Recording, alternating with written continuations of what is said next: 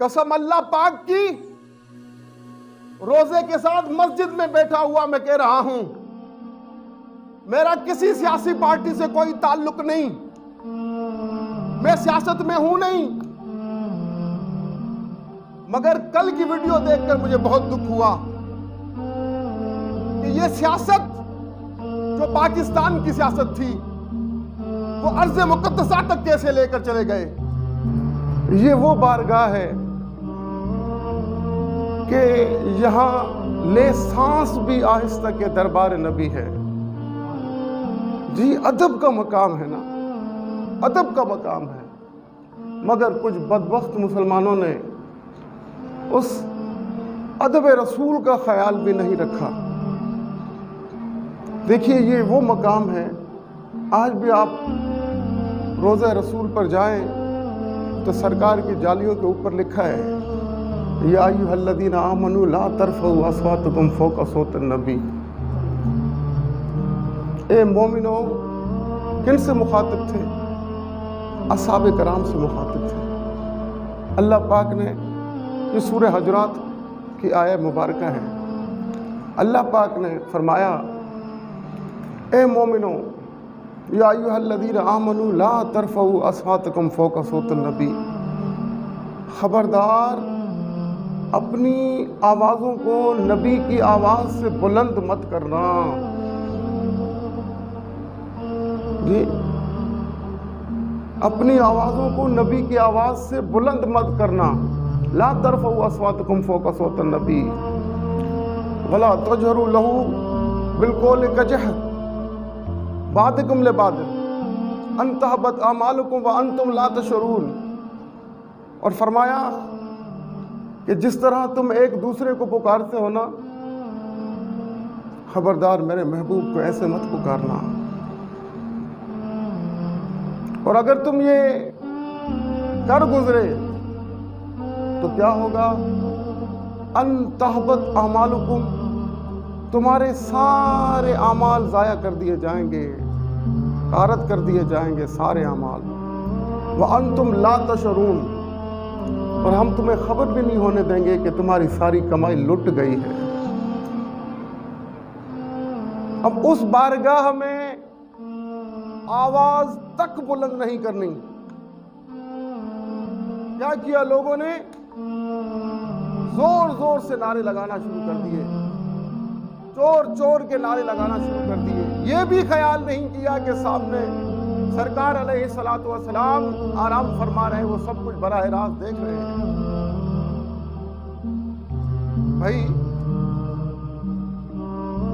ہوں گے چور، ہوں گے ڈاکو، ہوں گے لٹیرے۔ اب یہ کہاں لکھا ہے کہ سرکار نے فرمایا میری بارگاہ میں کوئی چور نہ آئے، یا میری بارگاہ میں کوئی لٹیرا نہ آئے، میری بارگاہ میں کوئی زانی نہ آئے؟ کہیں لکھا ہے؟ کہیں مدینے پر لکھوا دیا سرکار نے کہ میرے شہر میں کوئی چور داخل نہ ہو، کوئی ڈاکو داخل نہ ہو؟ ہم تو اس عقیدے کے ماننے والے ہیں کہ محبوب کی محفل کو محبوب سجاتے ہیں اور آتے ہیں وہی جن کو سرکار بلاتے ہیں۔ بھائی سرکار نے تو فرمایا ہے وَلَوْ أَنَّهُمْ إِذْ ظَلَمُوا أَنفُسَهُمْ جَاءُوكَ، اگر رب نے فرمایا یہ گناہ کر بیٹھے، اگر لوگ اپنی جانوں پر ظلم کر بیٹھے، گناہ کر بیٹھے، تو کیا کریں؟ آپ کی بارگاہ میں آ جائیں۔ وَلَوْ أَنَّهُمْ إِذْ ظَلَمُوا أَنفُسَهُمْ جَاءُوكَ فَاسْتَغْفِرُوا اللَّهَ، پھر اللہ سے مغفرت طلب کریں۔ ہماری تعالیٰ ایسے کام ہو جائے گا؟ نہیں، فرمایا نہیں۔ فَاسْتَغْفِرُ لَهُمُ الرَّسُولُ، پھر رسول بھی ان کی سفارش کر دے، پھر رسول اللہ بھی ان کی سفارش کر دے، تو پھر کیا؟ لِوَجْدِ اللَّهِ تَوَّابًا رَحِيمًا، پھر اللہ تبارک و تعالیٰ نہ صرف ان کی توبہ قبول کرے گا بلکہ ان پر رحمت بھی نازل فرمائے گا۔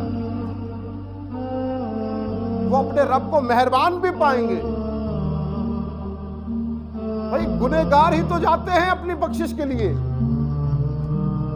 یہ تو کہیں نہیں لکھا کہ اگر چور ہے تو وہ میری بارگاہ میں نہ آئے۔ سرکار نے گنہگار کے لیے دروازہ بند نہیں کیا۔ چور ہے وہ بھی گنہگار ہے، شرابی بھی گنہگار ہے، زانی بھی گنہگار ہے، وہ تو جائے امن ہے، وہ تو جائے پناہ ہے۔ حرم رسول اللہ صلی اللہ علیہ وسلم، اور وہاں ایسی ہلڑ بازی، نعرے بازی، بھائی سیاست کو سیاست تک رکھیں۔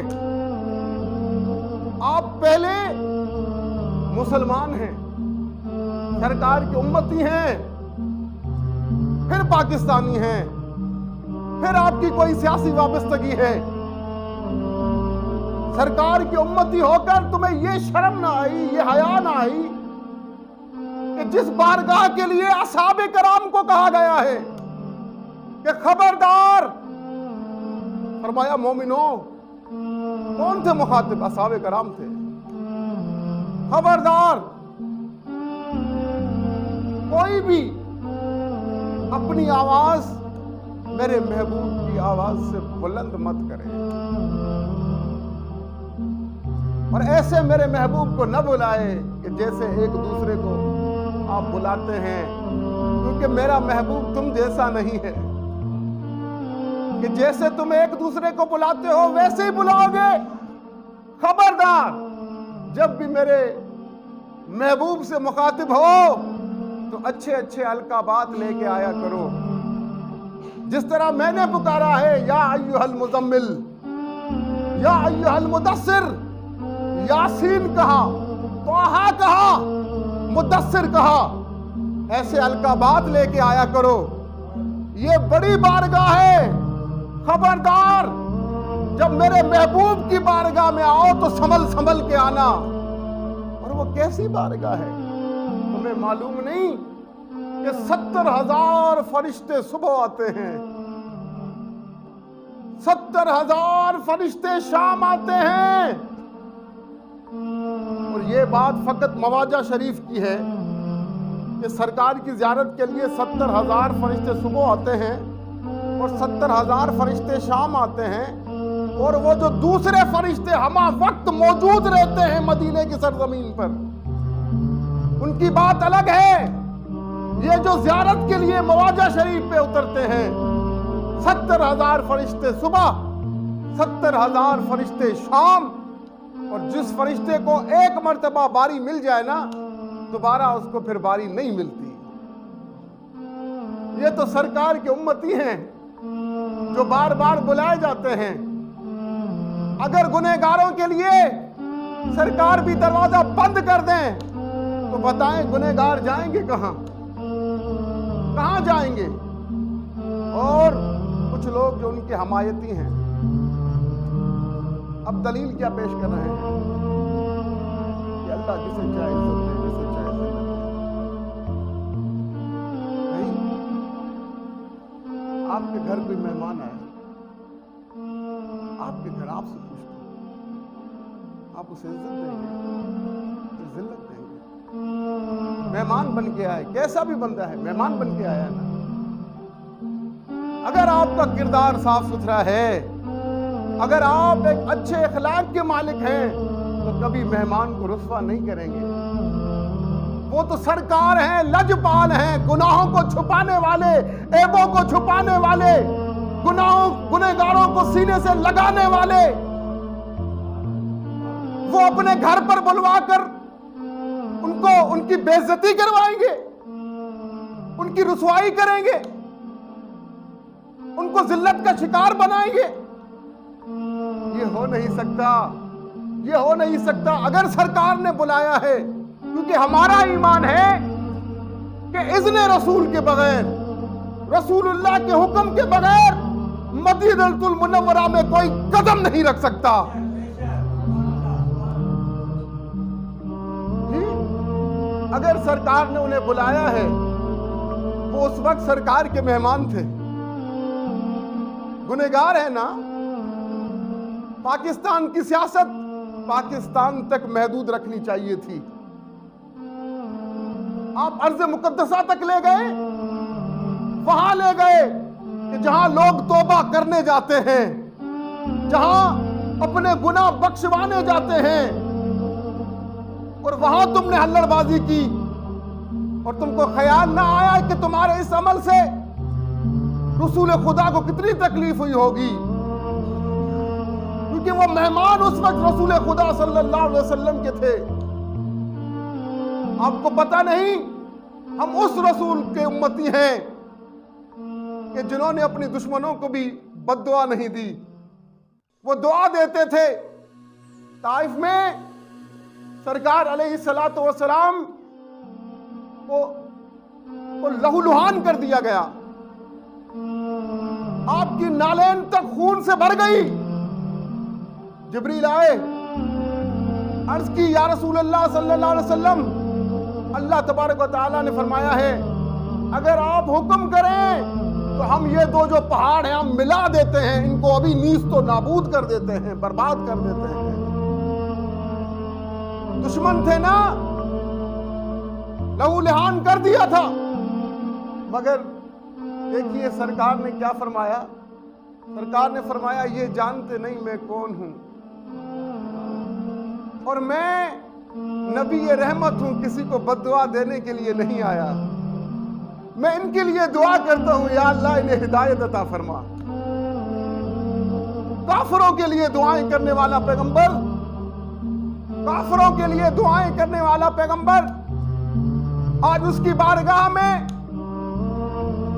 اس کے امتیوں کو تذلیل کا نشانہ بنایا جائے، اور وہ بھی الزام اللہ کے رسول پر ڈال دیا جائے کہ اللہ نے ان کو اپنے گھر بلوا کر بے عزت کیا ہے۔ ذرا سوچو تو صحیح، بول کیا رہے ہو؟ یہ تو جائے امن ہے، مدینہ کو حرم قرار دیا گیا ہے، اور حرم میں آپ جانور کا شکار نہیں کر سکتے، جانور کو بھی امان ہے۔ جو حرم کا ایریا ہے اس حرم کے ایریے میں جانور کو بھی امان ہے، آپ اسے نقصان نہیں پہنچا سکتے، نقصان نہیں پہنچا سکتے، حتیٰ کہ حرم پاک کے درختوں کو بھی نہیں کاٹ سکتے، سرکار نے منع فرمایا ہے۔ جس جا جانوروں کو بھی امان ہو، درختوں کو بھی امان ہو، لوگ وہاں گالیاں نکالنا شروع ہو جائیں جی، اور کچھ بدبخت لوگ جسٹیفیکیشن دے رہے ہیں کہ نہیں یہ جو ہے یہ مسجد نبوی کا واقعہ نہیں ہے، جیسے یہ مسجد نبوی سے باہر نکلے ہیں تب ان کے ساتھ یہ ہوا ہے۔ ارے بدبخت، سارا مدینہ فضیلت والا ہے، سارا مدینہ برکتوں والا ہے۔ سرکار نے فرمایا میرے مدینے کی خاک خاک شفا ہے، میرے سارے مدینے کی خاک خاک شفا ہے۔ اور سرکار نے فرمایا جو کوئی مدینے میں مر جائے، سرکار نے فرمایا ہر میرے امتی کو یہ دل میں خواہش رکھنی چاہیے کہ یا اللہ موت دے تو مدینے میں دے جی۔ کوئی یہ شرط تو نہیں رکھی جو مسجد نبوی میں مرے گا میں اس کی شفاعت کروں گا، فرمایا نہیں، جو میرے شہر مدینہ میں مر جائے، پورے شہر مدینہ کو فضیلت ہے۔ اور سرکار نے دعا مانگی یا اللہ جس طرح تیرا مکہ فضیلت والا ہے، میرا دل چاہتا ہے مدینے کی فضیلت مکے سے بڑھا کر 2 گنا کر دے۔ مکے کی فضیلت اب مدینے سے کم ہے، مدینہ زیادہ فضیلت والا ہے، اور وہ مقام کہ جس جگہ سرکار علیہ السلام آرام فرما رہے ہیں وہ زمین کا ٹکڑا عرش اولا سے بھی افضل ہے، وہ جنت سے بھی افضل ہے کہ جس ٹکڑے پر سرکار علیہ السلام کا جسم اقدس مس ہو رہا ہے، سرکار آرام فرما رہے ہیں، وہ جنتوں سے بھی افضل ہے، عرش الہی سے افضل ہے، وہ عرش سے افضل ہے، وہ کرسی سے افضل ہے، وہ لوح سے افضل ہے، وہ قلم سے افضل ہے۔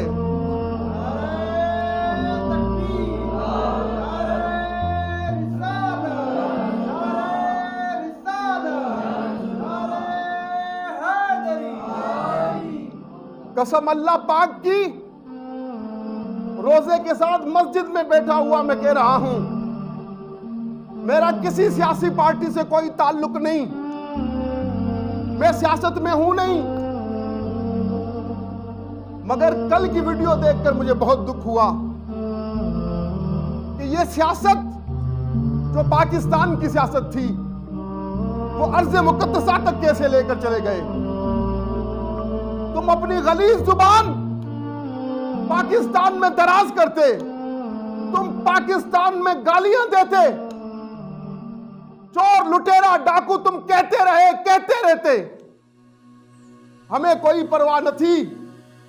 मगर जब तुमने अर्ज़ मुक़द्दसा पर मदीने मुअज़्ज़मा में जहां फरमाया गया है कि अपनी आवाज को नबी की आवाज से बुलंद मत करना, तुमने वहां नारे लगाना शुरू कर दिए और गालियां देना शुरू कर दी और चोर चोर कहना शुरू कर दिया। अरे कुछ तो शर्म होती है, कुछ तो हया होती है। सियासत अपनी जगह, मगर इस सियासत से पहले तुम मुसलमान हो, सियासत से पहले तुम सरकार की उम्मती हो। अगर सरकार न चाहते ना कि उनकी बारगाह में कोई चोर ना आए तो फरमा देते अपनी अहादीस मुबारका में कि मेरी बारगाह में कोई चोर नहीं आएगा। है कोई जो दिखाए कि किसी एक हदीस में सरकार ने फरमाया हो कि मेरी बारगाह में कोई चोर ना आए, मेरी बारगाह में कोई धोखेबाज ना आए, मेरी बारगाह में कोई कातिल ना आए। अरे वो जाए अमन है, वहां जाता ही बंदा तौबा करने के लिए है, इस्तगफार करने के लिए है। अगर ये होता तो फिर हम सारे गुनहगार हैं। वो लोग जो 100-150 लोग थे जिन्होंने नारेबाजी की, मैं उनसे पूछता हूं, तुम सारे दूध के धुले हुए हो, तुमने जिंदगी में कोई गुनाह नहीं किया, तुम गुनाहों से पाक हो, तुम फरिश्ते हो। अरे अदब होता है, बारगाह का अदब होता है। बाहर आप अपने मुल्क में जो कुछ उन्हें कहते फिरे, हमें कोई एतराज नहीं। हमारा दिल तब दुखा है कि तुमने बारगाह रसूलुल्लाह की तौहीन कर दी है और उन्हें पता नहीं सिर्फ आवाज से आवाज बुलंद हो जाना इतना गुनाह है कि रब ताला ने फरमाया आवाज से आवाज बुलंद हो गई ना, अंताबत अमालुकुम, तुम्हारे रोजे, तुम्हारी नमाजें, तुम्हारा हज, तुम्हारी ज़कातें, तुम्हारे सदके, तुम्हारे खैरात, सारी जिंदगी की कमाइयां वो जब्त कर दी जाएंगी, जाया कर दी जाएंगी। और क्या, अंतुम ला तशअरून, रब ने फरमाया और तुम्हें खबर भी नहीं होने देंगे तुम्हारे साथ हो क्या गया है, हो क्या गया है, वजह क्या है। तुम कोई दूसरा गुनाह करो, बड़े से बड़ा गुनाह करो, तो तुम्हें पता लगने दिया जाता है। क्यों? क्योंकि रब चाहता है मेरे महबूब का उम्मती है, बख्शना चाहता है। गुनहगार है, गुनाह हो गया है, मगर क्योंकि मेरे महबूब से निस्बत है लिहाजा बख्शना चाहता है, तो पता लगने देता है। मगर एक गुनाह ऐसा है, एक गुनाह ऐसा है, वो है गुस्ताखी रसूल सल्लल्लाहु अलैहि वसल्लम, जिसका पता लगने नहीं देता कि तुमसे ये गुनाह हो गया है। वजह क्या है कि रब चाहता ही नहीं कि वो तुम्हारी तौबा कबूल करे, चाहता ही नहीं तुम्हारी तौबा कबूल करे। लिहाजा तुम तो इस मस्ती में गुम होते हो कि मैं तो बड़ा नमाजी हूं, मैं बड़ा कारी हूं, मैं बड़ा आलिम हूं, मैं बड़ा मुफ्ती हूं, मैंने बड़े मदरसे कायम करवाए, मैं बड़ा दीन का काम कर रहा हूं। खबर ही नहीं, तूने जरा बराबर भी अगर गुस्ताखी रसूल कर दी है, तेरे सारे अमाल जाया कर दिए गए हैं। गुस्ताखी रसूल की माफी नहीं, سیاست کو سیاست تک محدود رکھیں، اور یہ بات کہنا، جسٹیفیکیشن دینا کہ یہ تو روزہ رسول کا معاملہ نہیں، یہ تو باہر نکل رہے تھے تب ہوا۔ ارے سارا مدینہ جائے امن ہے، مدینے کی بڑی فضیلتیں ہیں۔ سرکار نے فرمایا میرے مدینے کی خاک خاک شفا ہے۔ ایک روز سرکار علیہ السلام اپنے اصحاب کرام کے ساتھ جا رہے تھے جہاد میں، تو کیونکہ گھوڑے دوڑ رہے تھے خاک اٹھی، کچھ لوگوں نے کپڑا رکھنا چاہا، کپڑا رکھا، سرکار نے فرمایا کپڑا ہٹا دو، تمہیں پتہ نہیں میرے مدینے کی خاک کے ذروں میں بھی شفا ہے، تمہیں پتہ نہیں یہ خاک یہ بابرکت خاک ہے۔ اور یہ بابرکت خاک کیسے یہ بابرکت بنی ہے؟ کیونکہ مصطفیٰ کے قدم جو لگے ہیں، اور کوئی وجہ نہیں۔ اگر یہ خاک اس لائق بن گئی ہے کہ اس کو آنکھ کا سرما بنایا جائے، اس کو زخموں کا مرہم بنایا جائے، اس کو گھول کر پیا جائے، وجہ یہی ہے کہ میرے محبوب کے قدم لگتے ہیں۔ اور یہ نہیں فرمایا کہ فقط وہی خاک جو میرے روضہ انور کے نزدیک ہے، فرمایا پورے مدینہ کی خاک، پورے مدینہ کی خاک۔ لہذا یہ کہنا کہ یہ بے حرمتی نہ ہوئی کہ روضہ رسول کے باہر، ارے بھائی سرکار تو وہاں بھی دیکھتے ہیں یہاں بھی دیکھتے ہیں، وہ تو براہ راست دیکھ رہے تھے۔ وہ لوگ کہ جنہیں ہم نے مہمان بنا کے بلوایا تھا، بھائی ہمارا عقیدہ حیات النبی کا عقیدہ ہے، ہمارا عقیدہ وہ نہیں جو دوسرے لوگ کہتے ہیں توبہ معاذ اللہ کہ نبی حیات نہیں ہے، نبی مٹی میں مل گیا، توبہ معاذ اللہ، اللہ معاف کرے، اللہ معاف کرے، صد بار توبہ۔ ہم تو کہتے ہیں وہ حیات النبی ہیں، اور اگر وہ حکم نہ دیں، اگر ان کا اذن نہ ہو، تو کتنا بھی مالدار کیوں نہ ہو، تو سرزمین مقدسہ پر قدم نہیں رکھ سکتا۔ محبوب کی محفل کو محبوب سجاتے ہیں، آتے ہیں وہی جن کو سرکار بلاتے ہیں جی۔ اور تو کوئی چیز ہی نہیں۔ اصحاب کرام کو ادب سکھایا جا رہا تھا، اصحاب کرام کو ادب سکھایا جا رہا تھا کہ میرے محبوب کی بارگاہ میں آؤ، ادب سے آیا کرو اور ادب سے بیٹھا کرو۔ اور اصحاب کرام کیسے بیٹھتے تھے کہ ان کے سروں پر پرندے بیٹھ جاتے تھے، ایسے بیٹھا کرتے تھے، ہلتے جلتے بھی نہیں تھے، اتنے ادب سے بیٹھا کرتے تھے۔ اور ایک اور آیت میں فرمایا ان الذین ینادونک من وراء الحجرات اکثرهم لا یعقلون، فرمایا وہ لوگ، اب کچھ لوگ تھے بنو تمیم قبیلے سے ان کا تعلق تھا، وہ آئے اور حضور علیہ السلام کو زور زور سے ان کا نام لے کر پکارنا شروع کیا۔ اس وقت سرکار اپنے حجرہ اقدس میں آرام فرما تھے، رب تعالیٰ کو جلال آیا، فرمایا ان الذین ینادونک من وراء الحجرات اکثرهم لا یعقلون، فرمایا وہ لوگ کہ میرے محبوب جو آپ کے آرام کا خیال نہیں کرتے اور آپ کو حجرے کے باہر سے کھڑے ہو کر آوازیں کستے ہیں اور بلند آواز سے آپ کو بلاتے ہیں، وہ لوگ نرے جاہل ہیں، ان کو عقل ہی نہیں کہ بارگاہ کا کیا ادب ہے، بارگاہ کا ادب کیا ہے جی۔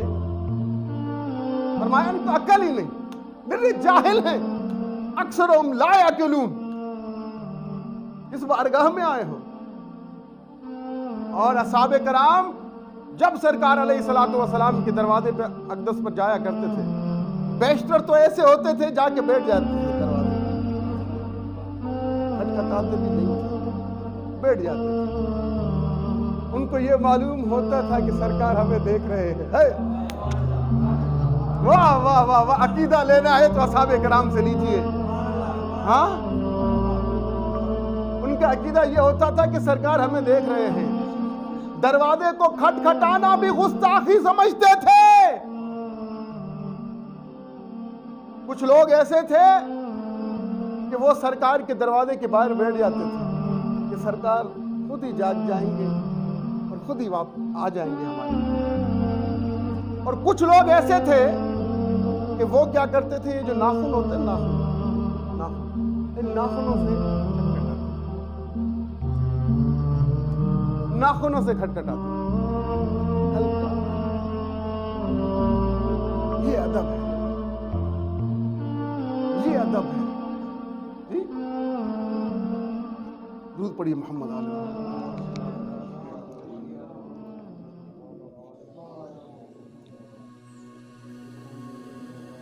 اب وہ لوگ جو کہہ رہے ہیں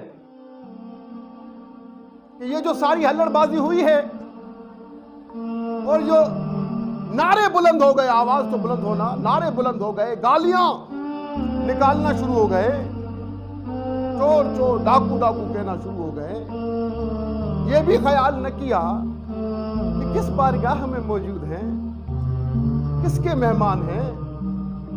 مہمان جانے میزبان جانے تو کون ہے، مہمان جانے میزبان جانے۔ بھائی وہ رسول خدا کے مہمان تھے، مہمان کس کے تھے؟ رسول خدا کے مہمان تھے۔ یہ تو کہیں نہیں لکھا نا کہ اگر کوئی چور ہو تو وہ مدینہ نہ آئے، کہیں لکھا ہے؟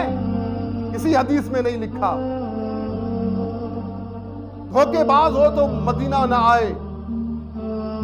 بھائی گنہگار ہے نا، گنہگاروں کو تو کہا گیا ہے جب گناہ کر بیٹھو تو کیا کرو، میرے محبوب کی بارگاہ میں آ جاؤ۔ گنہگاروں کو تو کہا گیا ہے نا۔ اگر یہ در بھی بند ہو جائے تو پھر گنہگار جائے گا کہاں؟ سوچیں سوچیں سوچیں۔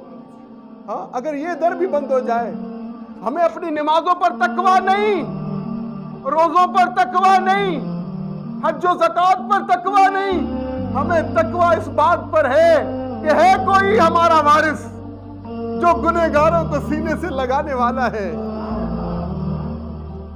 اسی آس پر، اسی امید پر مدینے دوڑے دوڑے جاتے ہیں۔ یہاں بھی توبہ ہو سکتی ہے، مگر یہاں کی توبہ میں اور وہاں کی توبہ میں فرق ہے۔ یہاں توبہ آپ کرتے ہیں تو اس بات کی کوئی گارنٹی نہیں ہے کہ تمہاری توبہ قبول ہوئی ہے یا نہیں ہوئی ہے، مگر جب مدینے میں جا کر کوئی توبہ کرتا ہے تو رب دیکھتا ہے، گنبد خضرا کی طرف دیکھتا ہے، اب میرے محبوب کی پناہ میں آ گیا ہے۔ اب ہے تو گنہگار، ہے تو چور، ہے تو ڈاکو، بڑے بڑے گناہ کر کے آ گیا ہے، مگر میرے محبوب کی پناہ میں آ گیا ہے نا۔ ہاں، میرے محبوب کی پناہ میں آ گیا ہے۔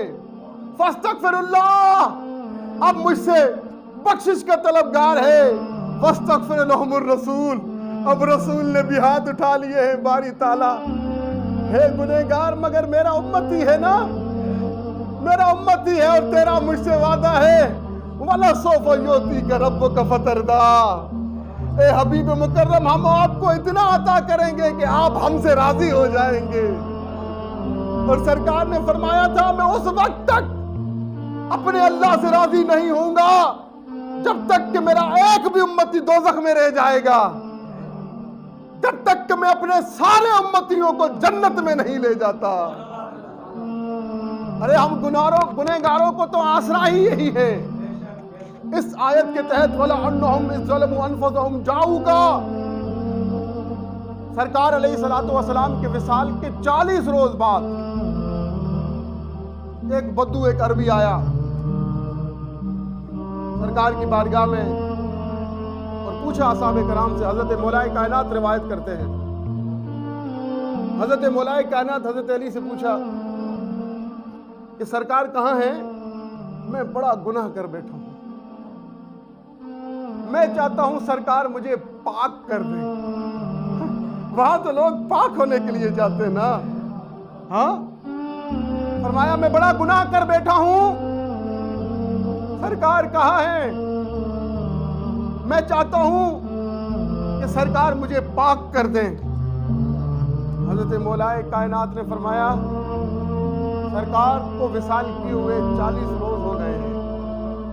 سرکار کو وصال کیے ہوئے 40 روز ہو گئے ہیں. یہ ان کی تربت ہے.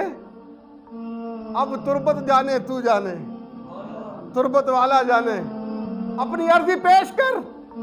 یہ نہیں فرمایا کہ جیسا دوسرے لوگوں کا عقیدہ ہے کہ بس چلے گئے تو بس چلے گئے, دنیا میں نہیں ہے. حضرت علی نے فرمایا قبر انور کے پاس کھڑے ہو کر عرضی پیش کر.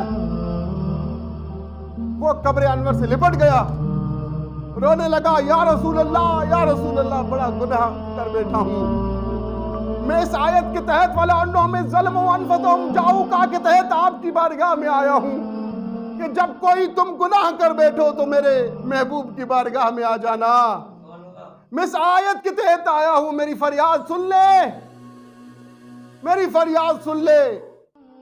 میں بخشش کا طلبگار ہوں, میری سفارش کر دے. اب رو رہا تھا, زاروں قطار رو رہا تھا. قبر مطہر سے آواز آئی, قد غفر لگا, اے عرضی پیش کرنے والے جا تجھے بخش دیا گیا ہے.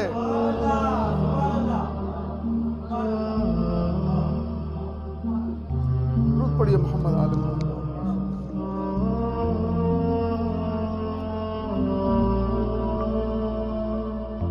ہاں تو مدینے تو جایا جاتا ہے اس لیے کہ گناہ بخشوائیں. اگر سرکار کو گنہگاروں کا آنا پسند نہ ہوتا نا مسجد میں, اپنی مسجد نبوی میں اور اپنے روضہ پاک پر, تو کہہ دیتے. مگر سرکار نے آسرا دیا ہے, آسرا دیا ہے. جب ساری دنیا تمہیں ٹھکرا دے, جب ساری دنیا تمہیں ٹھکرا دے, کوئی اپنائے نہ گنہگاروں میری بارگاہ میں آ جانا, میں تمہیں سینے سے لگاؤں گا. اور یہی منظر آپ دیکھیں گے قیامت کے روز, جب حضرت موسیٰ کی امت موسیٰ کلیم اللہ کے پاس دوڑتے ہوئے جائے گی, ہماری بخشش کروائیے, ہماری شفاعت کروائیے. موسیٰ کلیم اللہ کہیں گے یہ میرا منصب نہیں ہے, آج میری نہیں چلے گی, یہ میرا منصب نہیں ہے. حضرت عیسیٰ کی امت جائے گی دوڑتی ہوئی, یا رسول اللہ ہم آپ کے امتی ہیں. حضرت عیسیٰ کے امتی کہیں گے ہماری بخشش کروائیں. حضرت عیسیٰ فرمائیں گے آج ہماری نہیں چلے گی, یہ ہمارا منصب نہیں ہے. حضرت ابراہیم کی امت جائے گی, جی حضرت سلیمان کی امت جائے گی, دیگر انبیاء جتنے انبیاء کرام ہیں دوڑتے ہوئے ان کی امتیں ان کے پاس جائیں گی. وہ کہیں گے نہیں آج ہماری نہیں چلنی. جب سرکار یہ منظر دیکھیں گے, امتیں دوڑ رہی ہیں, گنہگار امتیں دوڑ رہی ہیں, سرکار فرمائیں گے گنہگاروں گھبراؤ نہیں, آؤ آج ہماری چلنی ہے, آ جاؤ گنہگاروں, ہم آپ کو سینے سے لگائیں گے. جی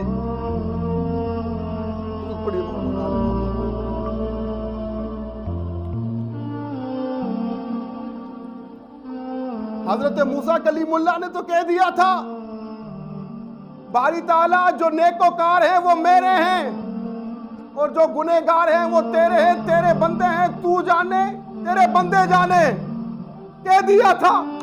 مگر سرکار نے فرمایا باری تعالیٰ جو نیکوکار ہیں وہ تیرے ہیں, جو گنہگار ہیں وہ میرے ہیں.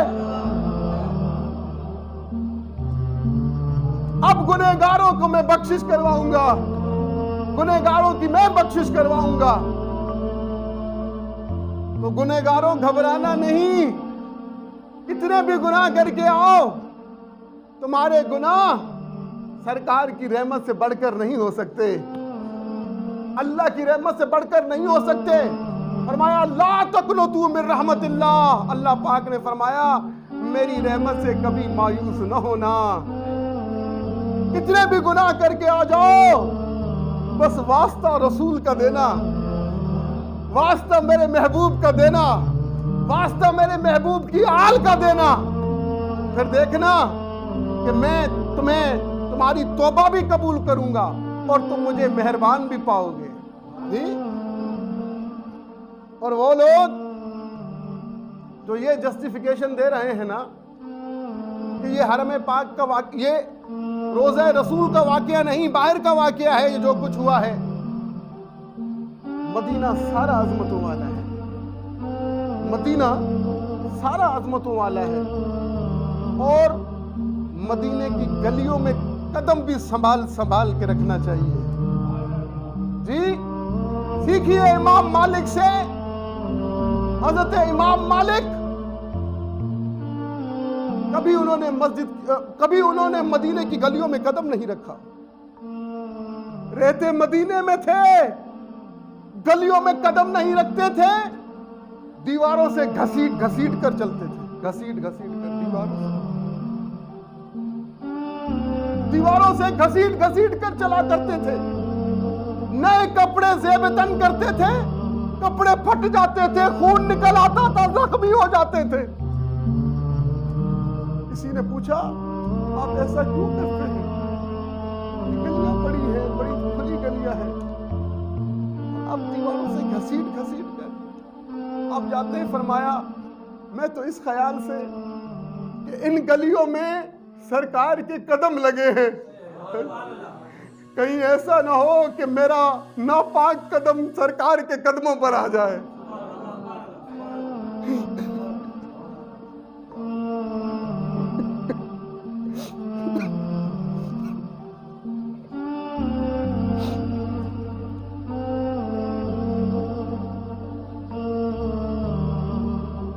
بھائی مدینہ شہر ایسا ہے کہ جہاں کی گلیوں کا بھی احترام ہے.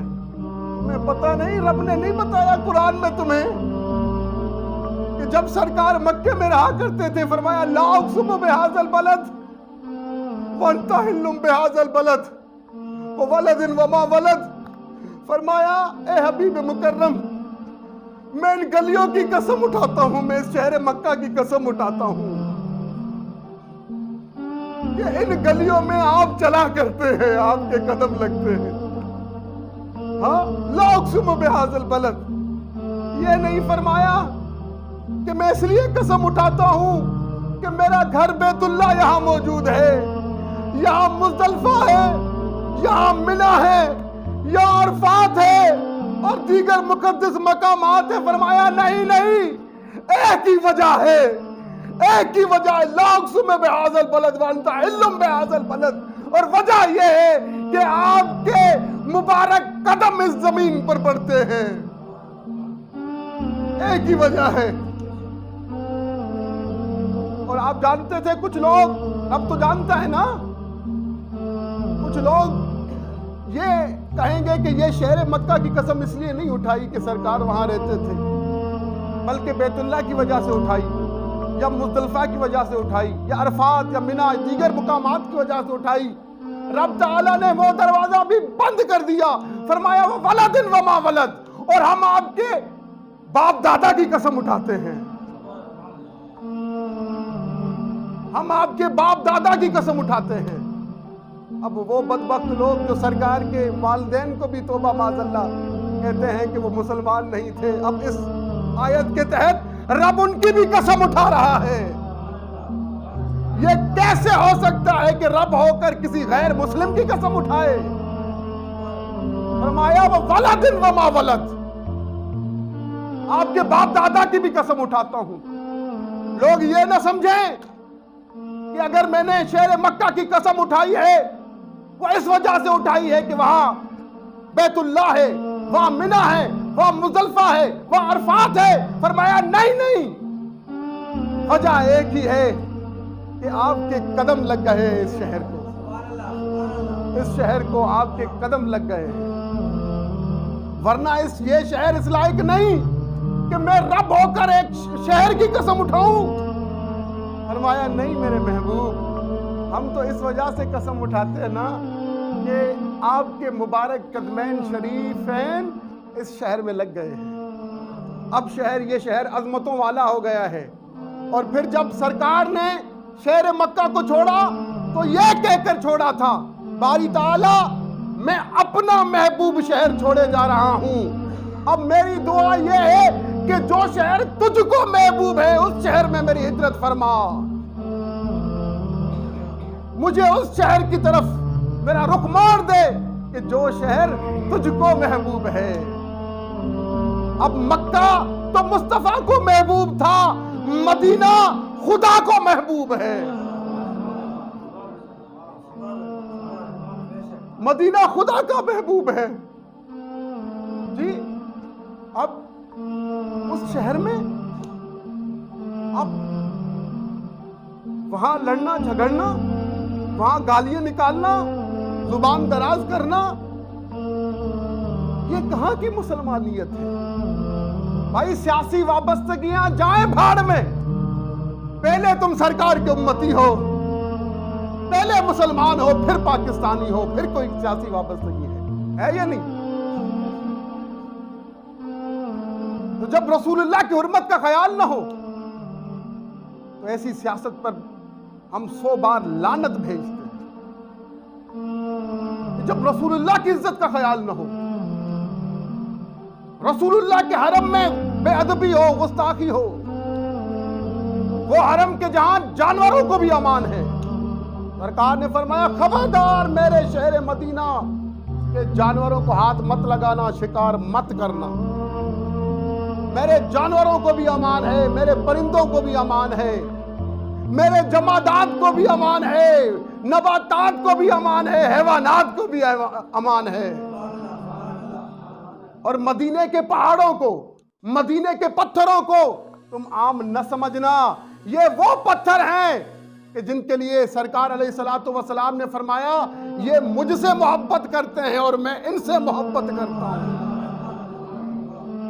جبل احد کے لیے فرمایا یہ وہ پہاڑ ہے کہ جو مجھ سے محبت کرتا ہے اور میں اس سے محبت کرتا ہوں۔ سرکار علیہ الصلوۃ والسلام ایک روز حضرت مولا کائنات حضرت علی شیر خدا کے ساتھ جا رہے تھے مدینے کے مضافات میں، تو پتھر جس پتھر کے سامنے سے گزرتے تھے آواز آتی تھی الصلاۃ والسلام علیک یا رسول اللہ۔ جس درخت کے سامنے سے گزرتے تھے آواز آتی تھی الصلاۃ والسلام علیک یا رسول اللہ۔ اور سرکار فرماتے علی سن رہے ہو، علی سن رہے ہو؟ تو مولا کائنات فرماتے بے شک میں اپنے کانوں سے سنتا تھا، آواز آتی تھی الصلاۃ والسلام علیک یا رسول اللہ۔ اس لیے فرمایا خبردار یہ پتھر، یہ پہاڑ، یہ درخت میرے عاشق ہیں، خبردار میرے عاشقوں کو کوئی ہاتھ نہ لگائے، میرے عاشقوں کا کوئی شکار نہ کرے، میرے عاشقوں پر کوئی آری نہ چلائے۔ تمہیں پتہ نہیں یہ میرے عاشق ہیں جی۔ درود پڑھیں محمد آل محمد پر۔ ارے تمہیں کیا پتا مدینہ کیا ہے؟ تمہیں تو معلوم ہی نہیں مدینے کا ادب کیا ہے۔ حضرت ابو علی قلندر پانی پتی ان کے مرید خاص تھے، وہ جا رہے تھے حج کو، تو مرشد سے ملنے آئے، عرض کی مرشد میں جا رہا ہوں حج کے لیے، کوئی تلقین ہو تو کر دیں، کوئی نصیحت ہو تو کر دیں۔ حضرت ابو علی قلندر نے فرمایا بھائی جب تم حج کر کے مدینہ جانا نا، مدینہ پاک کی ہر چیز کا احترام کرنا، ہر چیز ادھر بہت خیال کرنا، ہر چیز مدینہ شہر کی ہر چیز کا خیال کرنا، حتیٰ کہ مدینہ شہر کے کتوں کا بھی ادب کرنا، مدینہ شہر کے سگان کا کتوں کا بھی ادب کرنا، کیونکہ یہ شہر مدینہ ہے۔ اب وہ مرید حج پر گیا، حج سے فارغ ہوا، مدینے آیا تو قدم سنبھال سنبھال کے رکھتا تھا، کیونکہ مدینے شہر کا چپا چپا فرشتوں سے بھرا ہوا ہے، پورے شہر کا،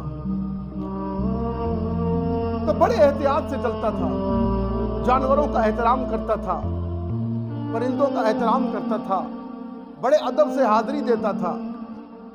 مگر ایک روز کیا ہوا، جیسے ہی بارگاہ رسول سے واپس لوٹ رہا تھا، اب ہجوم ہوتا ہے نا، ہجوم میں کوئی ایک کتا بیٹھا ہوا تھا، اس کی دم پر پاؤں آیا، اس کا پاؤں آ گیا اور اس کا پیر زخمی ہو گیا، دم پر پاؤں بھی آیا، پیر بھی زخمی ہو گیا، ہجوم تھا۔ اس کو مرشد کی بات یاد آئی،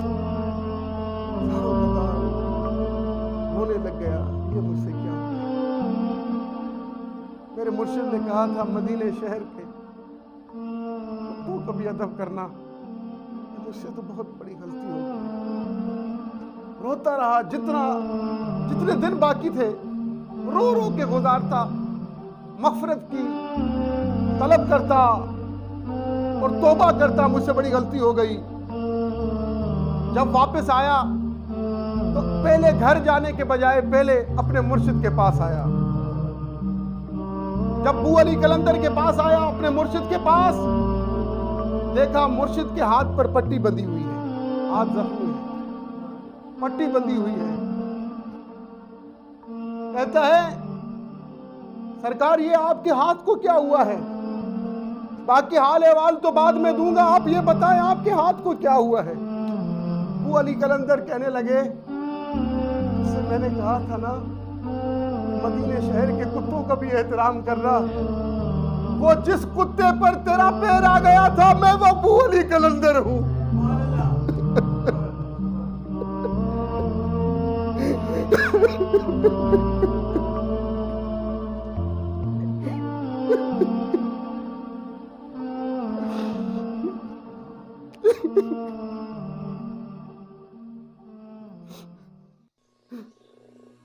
فرمایا تمہیں پتہ نہیں ہم جیسے کئی کتے پڑے رہتے ہیں وہاں،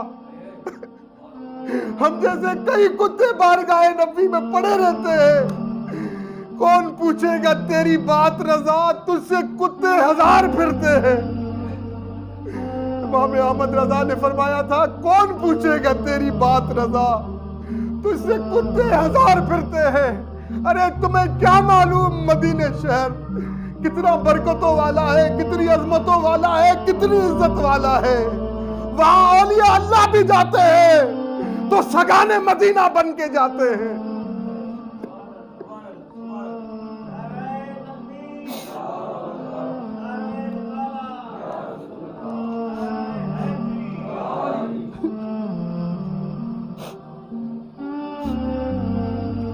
سیکھیے، ادب سیکھیے، مدینے شہر کا ادب سیکھیے۔ یہ ولایت ایسے نہیں ملتی، ولی ایسے نہیں بنتے، ان کو پتا ہوتا ہے کہ یہاں انوار و عالم کا کیا سلسلہ چل رہا ہے، یہاں جھولی کیسے بھری جاتی ہے وہ جانتے ہیں۔ ایک اور اللہ کے ولی حضرت پیر جماعت علی شاہ صاحب، وہ بڑی دستار پہنا کرتے تھے، بہت بڑی دستار پہنا کرتے تھے، تو مدینے شہر میں پھر رہے تھے اپنے مریدین کے ساتھ، دیکھا ایک کتا آ رہا ہے، زخمی ہے، ٹانگ زخمی ہے، مدینے شہر سے گلی سے کتا آ رہا تھا، دیکھا اس کی ٹانگ زخمی ہے۔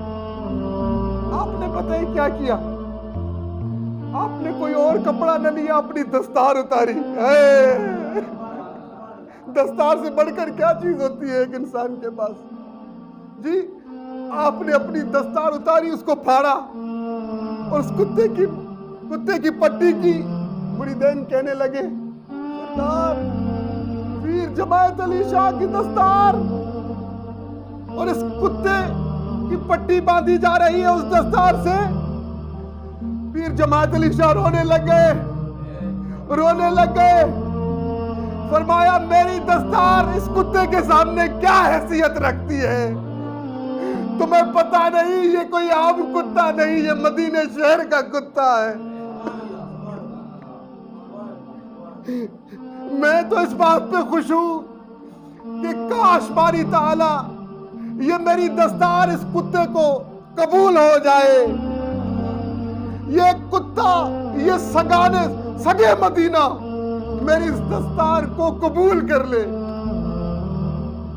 یہ ادب کا مقام ہے جی، ادب کا مقام ہے۔ اور وہ لوگ جنہوں نے مدینہ المنورہ میں اس پاک سرزمین پر جو کچھ کیا ہے، اللہ تبارک و تعالیٰ انہیں ہدایت نصیب فرمائے۔ اب ان کے ساتھ کیا ہوتا ہے وہ جانے، رب جانے۔ رب کا تو فرمان ہے لا ترفعوا اصواتکم فوق صوت النبی، اپنی آواز کو نبی کی آواز سے بلند مت کرنا۔ یہاں تو نعرے لگا دیے گئے، نعرے لگا دیے گئے، گالیاں تک بکی گئی ہیں۔ حرم مدینہ کا خیال نہ کیا۔ اب ان کے ساتھ کیا ہوگا وہ جانے، رب جانے۔ رب کا فرمان ہے ان تحبط اعمالکم وانتم لا تشعرون، میں تمہارے اعمال ضائع کر دوں گا۔ جو کچھ نیکیاں تم لے کے آئے تھے، روزے، حج، زکوٰۃ، سب ضائع کر دوں گا، اور تمہیں خبر بھی نہیں لگنے دوں گا کہ تمہارے ساتھ کیا ہو گیا ہے۔ جی اللہ تبارک و تعالی ہمیں سرکار مدینہ صلی اللہ علیہ وسلم سے ادب رکھنے کی توفیق عطا فرمائے۔ دیکھیں، اگر دل میں عشق محمد نہیں ہے تو کعبے میں جانے کی کوشش نہ کرنا، در مصطفیٰ سے تعلق نہیں ہے تو نصیب آزمانے کی کوشش نہ کرنا۔ کہا جاتا ہے مکہ جلال ہی جلال ہے، یقین کریں وہاں ڈر لگتا ہے، اللہ ہے، اللہ کا جلال ہے، مگر مدینے میں اور زیادہ ڈرنا چاہیے کہ وہ ادب کا مقام ہے۔ لے سانس بھی آہستہ کے دربار نبی ہے۔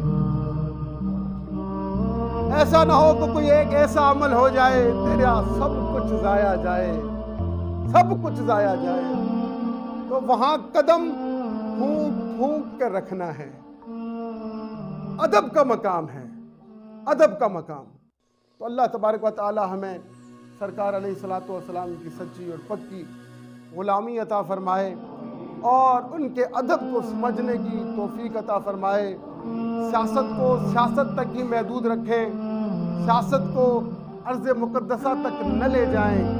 اگر گنہگاروں کا داخلہ منع ہوتا، اگر چوروں کا داخلہ منع ہوتا، اگر لٹیروں کا داخلہ منع ہوتا بقول تمہارے، تو سرکار نے کہہ دیا ہوتا، سرکار اپنے احادیث مبارکہ میں کہہ چکے ہوتے، سرکار نے لکھوا دیا ہوتا کہ میری بارگاہ میں کوئی گنہگار نہ آئے۔ اگر سرکار نے یہ اجازت دے رکھی ہے کہ کتنا بھی گنہگار ہو، کتنا بھی بڑا گنہگار ہو، میری بارگاہ میں آ جائے، توبہ کرے، صدق کے دل سے توبہ کرے، اور پھر میں اس کی سفارش کروں تو رب اس کی توبہ قبول کر دے گا۔ اگر سرکار نے یہ فرمایا ہے تو پھر جو بھی وہاں جا رہا ہے نا، وہ حکم رسول کے تحت جا رہا ہے، اذن رسول کے تحت جا رہا ہے۔ تو کتنا بھی مالدار ہو، ہم نے دیکھے بہت سے مالدار لوگ ہیں، پیسہ بہت ہے، مگر مدینہ شریف کی حاضری نہیں۔ لندن جائیں گے، امریکہ جائیں گے، جی آسٹریلیا جائیں گے، پھرتے رہیں گے، ساری دنیا مڈل ایسٹ پھرتے رہیں گے، مگر مدینے نہیں جا پاتے۔ وجہ کیا ہے کہ محبوب کی محفل کو محبوب سجاتے ہیں، آتے ہیں وہی جن کو سرکار بلاتے ہیں۔ اور آپ جائیں، یقین کریں، میں حیران ہوا جب میں گیا، میں نے دیکھا ایسے ایسے لوگ وہاں نظر آئے جو دیکھنے میں بالکل فقیر حال تھے، غریب حال۔ میں حیران ہوا کہ یہ تو دیکھنے میں بہت ایک غریب سی فیملی لگتی ہے، یہ تو بہت غریب لوگ ہیں، یہاں پہنچ کیسے گئے ہیں؟ پھر وہی بات، آتے ہیں وہی جن کو सरकार बुलाते हैं।